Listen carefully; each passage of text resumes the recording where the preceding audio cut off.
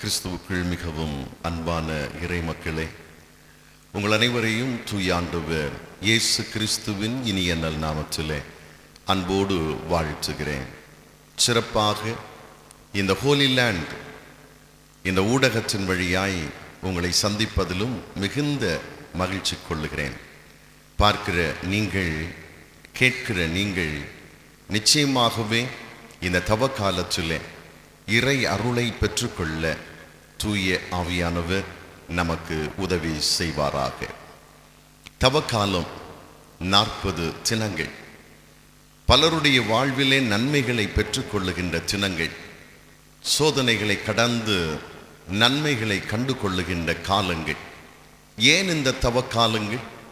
மீண்டும் ஆண்டவர் நமக்காக தந்திருக்கிறார்.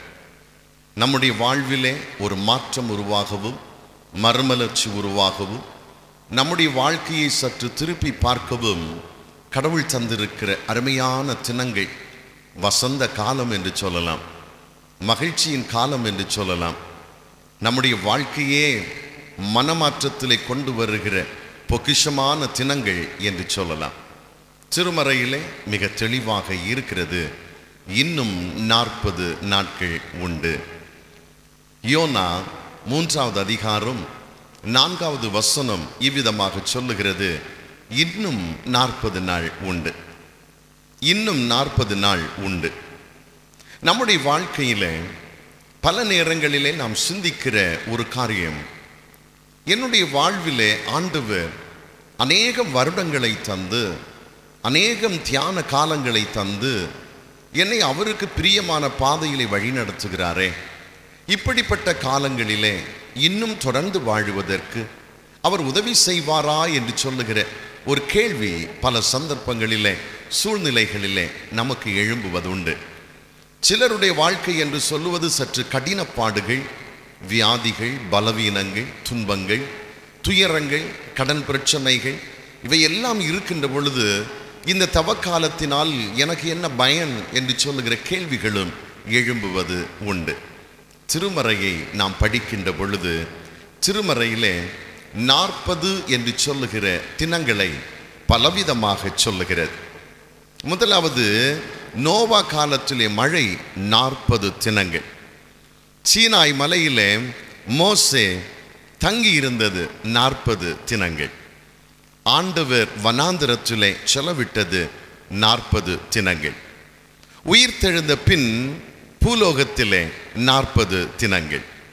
அன்பு நண்பர்களே, இந்த பகுதியை நாம் படிக்கிற பொழுது நினிவே பட்டணத்திற்கு ஆண்டவர் கொடுத்த தினங்கள் 40 தினங்கள். இந்த மக்கள் அவர்களுடைய வாழ்விலே எப்படி இருந்தார்கள், என்ன செய்தார்கள், என்ன செய்வதற்கு ஆண்டவர் சித்தம் கொண்டார் என்பதைத்தான் நாம் விரைவாக சிந்திக்க அழைக்கப்படுகிறோம். நமக்கும் ஆண்டவர் நம்முடைய திருச்சபைக்கு, இல்லை என்றால் நம்முடைய கிறிஸ்தவ வாழ்விற்கு 40 தினங்களை தந்திருக்கிறார். எவ்வளவு ஆச்சரியமான ஒன்று, எவ்வளவு அதிசயமான ஒன்று! ஆண்டவர் இப்படிப்பட்ட 40 தினங்களை நமக்கும் தந்திருக்கிறார் என்று சொன்னால் எவ்வளவு மேன்மையான ஒன்று பாருங்கள். ஏசாயா 33வது அதிகாரம் 6வது வசனம் சொல்லுகிறது, கர்த்தரை கண்டடையத்தக்க சமயத்திலே அவரை தேடுங்கள், அவர் சமீபமாய் இருக்கிற பொழுது அவரை நோக்கி கூப்பிடுங்கள் என்று சொல்லுகிறது. காலங்கள் நமக்கு கிருபையாய் தரப்படுவது, அடுத்த நிமிடம், அடுத்த நொடி நம்முடைய வாழ்க்கையிலே என்ன சம்பவிக்க போகிறது என்பது நமக்கு தெரியாத ஒன்று. அந்த சூழ்நிலையிலே ஆண்டவர் சொல்லுகின்ற அழகான தெளிவான வார்த்தைகள் இதுதான். இது ஆண்டவர் நமக்கு கிருபையாய் தருகிற நாட்கள். அவரை கண்டடையத்தக்க சமயத்திலே அவரை தேடுங்கள், அவர் சமீபமாயிருக்கையிலே அவரை நோக்கி கூப்பிடுங்கள். நினிவே மக்களை போன்று நம்முடைய வாழ்விலும் ஒரு பெரிய நன்மை பெற்றுக்கொள்ள ஆண்டவர் இந்த 40 என்று சொல்லுகிற தினங்களை நமக்கு தந்திருக்கிறார். நண்பர்களே, நாம் சற்று சிந்திப்போம் 3 காரியங்களை. 1, இது எச்சரிப்பின் நாட்கள். இது எச்சரிப்பின் நாட்கள். இன்னும் 40 நாள் உண்டு. முதலாவது, இந்த 40 நாட்கள் என்று சொல்லுவது எச்சரிப்பின் நாட்கள் என்று சொல்லுகிறது. துன்மார்க்கம் நிறைந்த நினிவே பட்டணத்தாருக்கு எச்சரிப்பின் ஒலியினை, சத்தத்தினை கொடுக்கிறார். எச்சரிப்பின் நாட்களாக இந்த 40 சின்னங்களை அவர் கொடுக்கிறார். நினிவே பட்டணம் என்று சொல்லுவது அசிரியா பேரரசனுடைய தலைநகராக இருந்தது. மிகவும் பெயர் பெற்ற ஒரு பட்டணம் இந்த நினிவே பட்டணம். தற்போதைய ஈராக்கின் வடபகுதியாக இது இருந்தது. மெசபடோமியாவின் வடபகுதியாகவும் இது இருக்கிறது. ஆக மிக மிக சிறந்த, சிறப்பு பெற்ற, பெயர் பெற்ற ஒரு பட்டணம் இந்த அசிரியா பேரரசின் தலைநகரான இந்த நினிவே பட்டணம். எப்போது அசிரியா இஸ்ரவேல் மக்களுக்கு விரோதமாகவே இருந்து கொண்டிருக்கும், எப்பொழுதும், அது எந்த காலத்திலும் எந்த சூழ்நிலையிலும் இந்த அசீரிய அரசு, இந்த மக்கள், இந்த நினிவே மக்கள் இஸ்ரேல் மக்களுக்கு விரோதமாகவே இருந்து கொண்டிருப்பார்கள். நன்கு யோசியுங்கள். வரலாற்றிலும் சரி, திருமறையிலும் சரி, மிக தெளிவாக இருக்கிறது. இஸ்ரேல் ஜனங்கள் மீது அதிக பாசம் கொண்ட ஒரு ஆண்டவர் நம்முடைய ஆண்டவர். நானும் நீங்களும் அவர்களுக்கு பின்னால் வருகிறவர்கள் தானே. அந்த இஸ்ரேல் மக்களுக்கு எதிராக செயல்பட்டவர்கள் எப்படி ஆனார்கள், என்ன ஆனார்கள், எந்த சூழ்நிலையில் இப்பொழுது இருந்து கொண்டிருக்கிறார்கள், இவையெல்லாம் பலவிதமாய் தூரப்பார்வையோடு பலவிதமாய் சிந்திக்கலாம். ஆனாலும் இந்த திருமறையின் பார்வையிலே நாம் பார்க்கின்ற பொழுது இஸ்ரேல் ஜனங்கள் மீது ஆண்டவர் அதிக பாசம் வைத்திருந்தார்.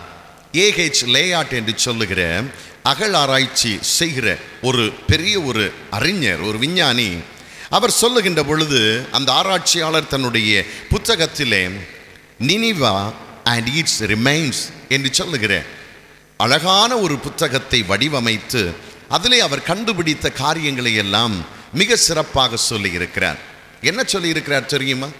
இந்த நினிவே பட்டண மக்கள், இல்லை என்றால் இந்த அசீரிய பேரரசனுடைய படை வீரர்கள் எதிராளிகளை தோற்கடித்து போராடி அவர்களை இழுத்து கொண்டு வருகின்ற பொழுது அவர்கள் செய்கின்ற அநியாயமான, துக்ககரமான காரியம் என்னவென்றால், அவர்களுடைய உதடுகளை சிறு வளைய கம்பியினாலே சுத்தி அதிலே சங்கிலியை பொருத்தி குதிரையின் கழுத்திலே மாட்டி விடுவார்கள். அதன் மேல் போர் சேவகன் ஏறி அமர்ந்து கொள்ளுவான். இந்த குதிரை எவ்வளவு வேகமாக போகிறதோ, இந்த சங்கிலியினாலே பிணைக்கப்பட்ட, உதடுகளினால் இணைக்கப்பட்ட இந்த மனிதன் ஓட வேண்டும். இல்லை என்றால் அவனுடைய உதடு கிழிந்து விடும், கீழே விழுந்து அடிபட்டு விடுவான். அந்த இடத்திலே போட்டு அடித்து நொறுக்குவார்கள். ஆகவே இவர்கள் பயந்து பயந்து ஓடுவார்கள். ஓடினாலும் இவர்களுக்கு வாழ்வில்லை. பெரிய பாளையத்திலே கொண்டு கொடிய மிருகங்களுக்கு மத்தியிலே தூக்கி வீசி விடுவார்கள். இப்படி இந்த நினிவே பட்டண மக்கள் அவ்வளவு அராஜகம் பண்ணினார்கள். ஆண்டவருக்கு எதிரான காரியங்களை செய்தார்கள். ஆண்டவருக்கு விரோதமாக செயல்பட்டார்கள். இனியும் ஒன்று என்ன தெரியுமா கொடுமை? இந்த படைகளிலே தோற்கடிக்கிறவர்களை பிடித்து கொண்டு வந்து அவர்களுடைய கைகளை, அவர்களுடைய கால்களை வெட்டி விடுவார்கள். உயிரோடு அவர்களுடைய உடம்பில் இருக்கிற தோலை அப்படி உரித்து விடுவார்கள். அதன் பிறகு தலையை வெட்டி தலைவர்களுக்கு முன்பதாக கொண்டு சென்று வெகுமதிகளை வாங்குவார்கள். இந்த கூக்குரலின் சத்தம் ஆண்டவருடைய சன்னிதானத்தில் கேட்டது. இந்த மக்களுடைய அவல நிலையை ஆண்டவர் பார்க்கிறார், வேதனையை பார்க்கிறார், கோபம் கொள்ளுகிறார். அப்பொழுதுதான் இந்த யோனாவை இந்த நினிவேக்கு நேராக அனுப்ப ஆண்டவர் சித்தம் கொள்ளுகிறார். இந்த மக்களுக்கு உதவி செய்ய வேண்டும், இந்த மக்களை காப்பாற்ற வேண்டும். இவ்வளவு அராஜகம் செய்கிறார்களே என்று சொல்லி ஆண்டவர் கோபம் கொள்ளுவதை இந்த இடத்திலே நாம் பார்க்க முடியும். இந்த நினிவே மக்கள் மாறுவதற்கான காரணம் என்ன? இந்த நினிவே மக்களுக்கு கொடுக்கப்பட்ட எச்சரிப்பினால் வந்த மேன்மை என்ன? யூதாசுக்கு கூட ஆண்டவர் பல நேரத்திலே பல விதத்திலே எச்சரிப்பினை கொடுத்தார். என்னோடு இருக்கிறவன், என்னை அறிந்தவன், என்னை புரிந்தவன், எனக்கு முன்பதாக இருக்கிறவன், ஏனோ உங்களுக்கு தெரியாதோ என்று சொல்லுகிற பல கேள்விகளை அவர் தொடுத்து என்னை காட்டி கொடுப்பான் என்று சொன்னார். ஆனால் இந்த யூதாஸ் அவனுக்கு கிடைத்த தருணத்தை அவன் நன்கு பயன்படுத்தி கொள்ளவில்லை. ஆகவே அவன் அழிந்து போனான் என்று திருமறை சொல்லுகிறது. இந்த நினிவே மக்களுக்கு இப்படிப்பட்ட ஒரு சூழ்நிலை தான் வந்தது. வேதனையான ஒரு சூழ்நிலை, சங்கடகரமான ஒரு சூழ்நிலை. எச்சரிப்பின் தொனியை இந்த யோனா வழியாக அவர் கொடுக்கிறார். அன்பு இறை மக்களே, ஆண்டவர் நமக்கு இந்த நாட்களில் தருவது எச்சரிப்பின் நாட்களாக இருக்கிறது. கொடிதான காலத்திலே எச்சரிப்பின் சின்னங்களாக ஆண்டவர் நமக்கு தந்திருக்கிறார். இந்த நாட்களை ஆண்டவருக்கு பிரியமான பாதையிலே பயன்படுத்துவது மிக மிக அவசியமான ஒன்றாக இருக்கிறது. இரண்டாவது, நீங்கள் பார்ப்பீர்களானால் இந்த 40 நாட்கள் கிருபையின் நாட்கள். இது கிருபையின் நாட்கள். இந்த 40 தினங்கள் நினிவே பட்டணத்திற்கு கிருபையாக கொடுக்கப்பட்டது. நானும் நீங்களும் இந்த நாட்களில் வாழ்ந்து கொண்டிருக்கிறோம் என்றால் இது ஆண்டவருக்கு பிரியமானது. அது ஆண்டவருடைய கிருபை. இந்த மனிதன் முகத்தை தான் பார்க்கிறான், ஆனால் ஆண்டவர் அப்படி அல்ல, உள்ளத்தை பார்க்கிறார், உள்ளத்தை ஆராய்ந்து அறிகிறார். சில கூட்டங்களை பார்த்து, சில மனிதர்களை பார்த்து அந்தி கிறிஸ்து என்று சொல்லுகிறோம். ஆனால் சொல்லுகிறவன் அந்தி கிறிஸ்துவாக இருக்கிறான். ஆண்டவருக்கு பிரியமில்லாததை செய்து கொண்டிருக்கிறான். ஆண்டவருக்கு பிரியமில்லாத காரியத்தில் ஈடுபடுகிறவனாக இருக்கிறான். வழக்காடு மன்றங்களும் சரி, சண்டை சச்சரவுகள் நிறைந்த இடங்களாக இருந்தாலும் சரி, ஒரு ஏஜெண்டாக இருக்கிற பல சூழ்நிலைகளிலே பலரை நாம் இன்று பார்க்க முடியும். கிறிஸ்தவம் செல்கின்ற தூரம் அது சற்று பாழடைந்ததாய் போய்கொண்டிருக்கிறது என்பதுதான் உண்மையான ஒன்று. ஆனால் ஒன்றை புரிந்து கொள்வது அவசியம். நானும் நீங்களும் இந்த நாட்களிலே உயிரோடு இருந்து இந்த தினங்களை அனுசரிக்கிறோம் என்றால் ஆண்டவருடைய கிருபை.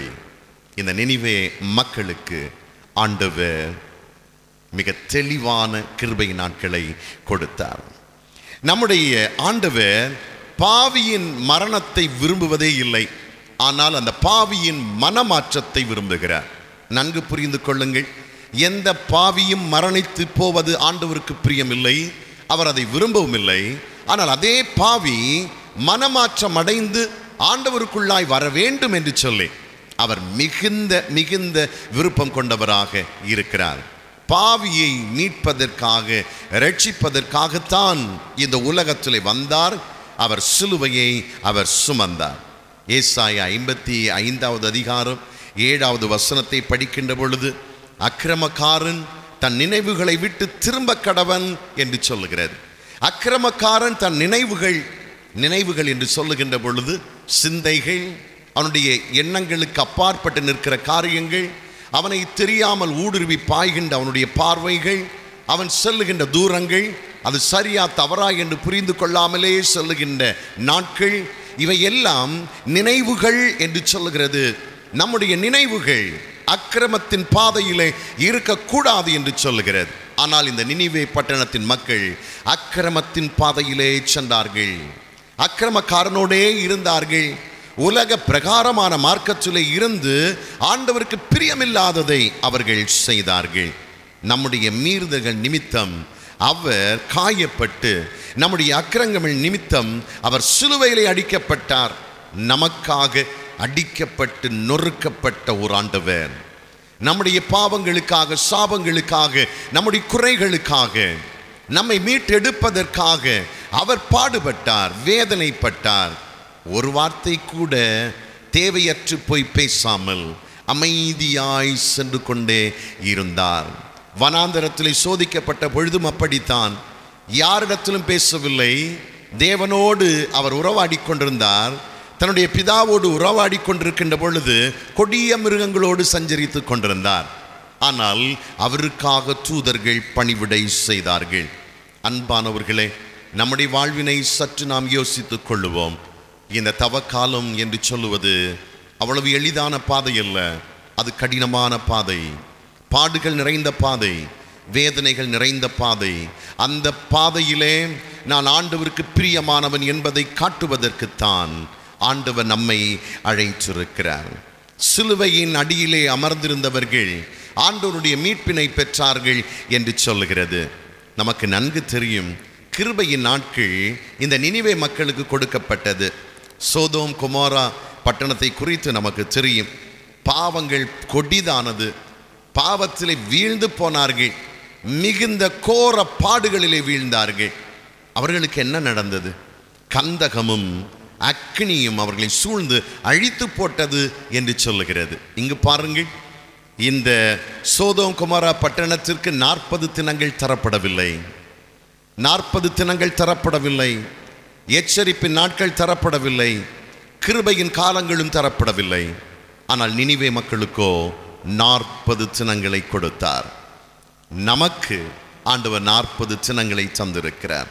கிருபையின் காலங்கள் இது எல்லாருக்கும் எப்பொழுதும் கிடைப்பதும் இல்லை. கிடைத்திருக்கிற நாம் இதை நன்கு பயன்படுத்துவது மிக மிக அவசியமாக இருக்கிறது. இந்த 40 தினங்கள் இந்த நினிவே மக்களுக்கு கொடுக்கப்பட்டது. ஒரு மனிதன் மரணத்தோடு ஒரு முறை ஒரு உடன்படிக்கை பண்ணினான். எப்படி என்றால், நான் சாக வேண்டும் என்றால் நீ எனக்கு அதற்கு முன்பதாகவே சொல்ல வேண்டும் என்று சொல்லியிருந்தான். இந்த மரணத்தை கொண்டு வருகிற மனிதனும் சொன்னான், நீ சாக போவதற்கு முன்பதாக நான் உனக்கு தகவல் தருவேன் என்று சொன்னான். பல நாட்கள் தாண்டியது, பல ஆண்டுகள் ஓடியது. இந்த வருடங்கள் தாண்டி ஒரு நாள் இந்த மனிதன் கட்டுக்கட்டாக பணத்தை எண்ணிக்கொண்டிருக்கின்ற பொழுது இந்த மரண தூதன் வந்தான். இவன் வந்து, நீ இப்பொழுது என்னுடன் வந்து விடு, உன்னுடைய காலம் முடிந்து விட்டது என்று சொன்னான். அப்பொழுதுதான் இந்த மனிதர் சொல்லுகிறார், அது எப்படி? நாம் பண்ணிக்கொண்ட உடன்படிக்கை வேறு. நான் உன்னுடன் வர வேண்டும் என்றால், நான் மரணிக்க வேண்டும் என்றால் அதற்கு முன்பதாகவே நீ எனக்கு தகவல் தர வேண்டும். இதை மறந்து விட்டாயா என்று கேட்ட பொழுது அவனை அழைத்து கொண்டு ஒரு பெரிய ஒரு கண்ணாடிக்கு முன்பதாக நிறுத்தி பார்க்க சொன்னார். இந்த மனிதன் கூறுகிறான், நான் அன்று உன்னை பார்த்து உடன்படிக்கை பண்ணின நாளிலே உன்னுடைய முடிகள், உன்னுடைய தாடிகள் எல்லாம் கருமையாக இருந்தது. இன்று அது வெளறிப்போய் இருக்கிறது, இல்லை என்றால் வெள்ளையாக மாறிவிட்டது என்று சொன்னான். உனக்கு வயதாகிவிட்டது. இப்பொழுது கூட கண்ணாடியிலே உன்னுடைய முகத்தை பார்ப்பதற்கு அந்த கண்ணாடியின் பக்கத்திலே நெருங்கி வந்து நிற்கிறாய். இல்லை என்றால் உன்னால் பார்க்க முடியாது. உன்னுடைய கண்கள் பார்வை குன்றி போய்விட்டது. உன்னால் எழுந்து நிற்க முடியவில்லை. அன்று போல உன்னுடைய கால்கள் எல்லாம் தளர்ந்து போயிருக்கிறது. உன்னுடைய கால்கள் தளர்ந்து உன்னுடைய உடம்பை அது தாங்கிக் கொள்ள முடியாதபடி இருக்கிறது. உனக்குள்ளாக பல சிந்தனைகள் வேறு விதமாக எழும்பிக் கொண்டிருக்கிறது. உன்னுடைய காலம் முடிந்து விட்டது என்று சொன்னான். அன்பானவர்களே, வாழ்க்கையிலே கிருபையின் காலங்கள் என்பது ஆண்டவர் நமக்கு தருகின்ற காலங்கள். அந்த காலங்களை நன்கு பயன்படுத்தாமல் நாம் இந்த நாட்களிலே நாட்களை அழித்து கொண்டிருக்கிறோம்.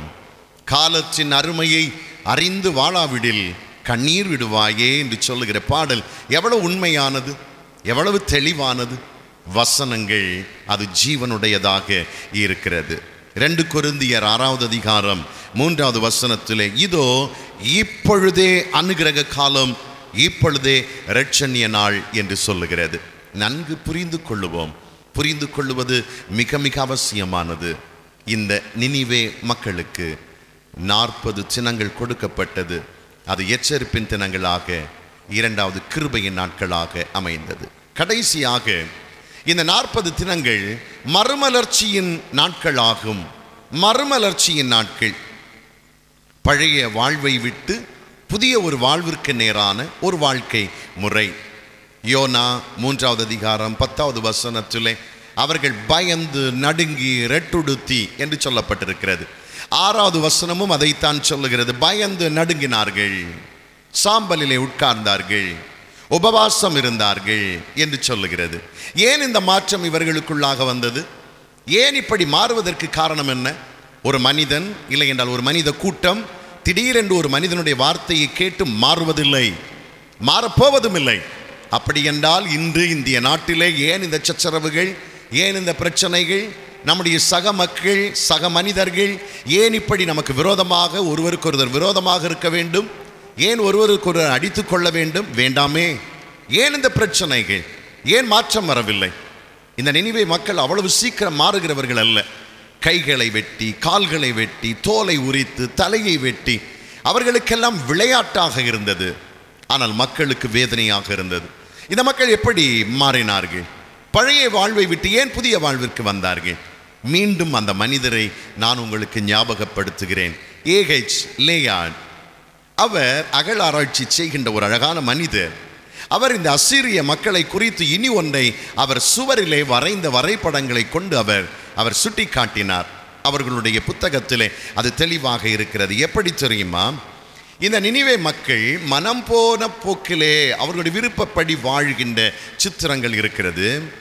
இனி ஒரு சித்திரம் ஒன்று இருக்கிறது. அந்த சித்திரத்திலே ஒரு பெரிய மீன் ஒன்று இருக்கிறது. அந்த மீனுக்கு விளக்கம் என்ன? அது கொடிதான மிருகமாக இருக்கலாம், இல்லை என்றால் அது அற்ப பிராணியாக இருக்கலாம், இல்லை என்றால் மனிதனுடைய கண்ணிற்கு புலப்படாத ஒன்றாக இருக்கலாம். எப்படியும் ஒரு பெரிய மீன் ஒன்று இருக்கிறது. அடுத்த சுவரிலே வரையப்பட்டிருந்த அந்த வரைபடம் என்பது மீனின் வாயிலிருந்து ஒரு மனிதன் வெளியே வருகிறான். மீனின் வாயிலிருந்து ஒருவன் வெளியே வருகிறான்.